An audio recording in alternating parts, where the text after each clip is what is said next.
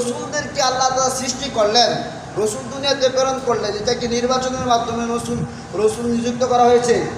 না, রসুলকে আল্লাহ তাআলা নিজে মূল্যায়ন করে মনোনীত করে কি করছেন? রসুল হিসাবে দুনিয়াতে প্রেরণ করছেন।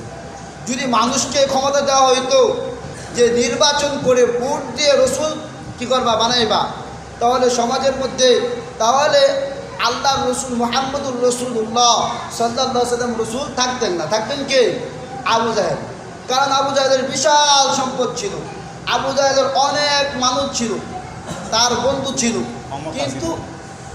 কিন্তু কি রসুলের কি ছিল না? নিজের বাবাও ছিল না।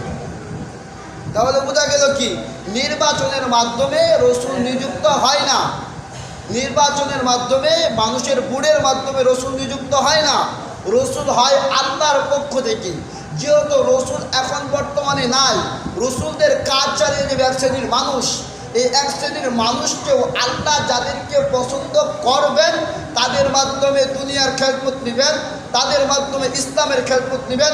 সে ব্যক্তি মসজিদ ঝাড়ু দিতে পারবে, সে ব্যক্তি মসজিদে নামাজ পড়তে পারবে, সে ব্যক্তি আল্লাহর নাম বলতে পারবে, সে ব্যক্তি কুরআন তেলাওয়াত করতে পারবে, সে ব্যক্তি মানুষকে দ্বীনের কথা বলতে পারবে, সে ব্যক্তি মসজিদের সভাপতি হতে পারবে, সে ব্যক্তি মসজিদের ক্যাশিয়ার হতে পারবে, সে ব্যক্তি মাদ্রাসার মধ্যে 500 টাকা দান করতে পারবে, সে ব্যক্তি মাদ্রাসার সাথে জড়িত থাকতে পারবে।